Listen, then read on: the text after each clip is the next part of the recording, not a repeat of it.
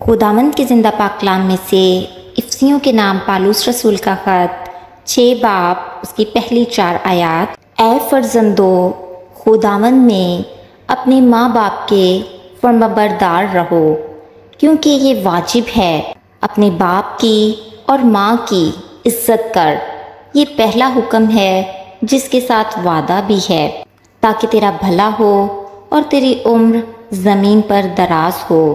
और ए औलाद वालो, तुम अपने फर्जंदों को गुस्सा ना दिलाओ, बल्कि खुदावंद की तरफ से तरबियत और नसीहत दे देकर उनकी परवरिश करो। आमीन। खुदावंद के पाक कलाम के पढ़े और सुने जाने पर खुदावंद की बरकत हो। लाइफ विद जीसस चैनल की तरफ से तमाम मदर्स को, तमाम बहनों को हैप्पी मदर्स डे।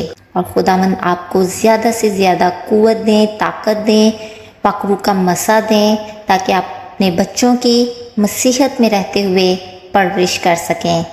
और तमाम बेटे बेटियों के लिए कि खुदावंद उनको फर्माबरदारी की रूह बख्शें, क्योंकि बाइबल में ये लिखा है कि वो माँ बाप की इज़्ज़त करेंगे तो उनकी उम्र दराज होगी और खुदावंद उनको अपने नेमतों से, बरक़ात से मालामाल करेंगे।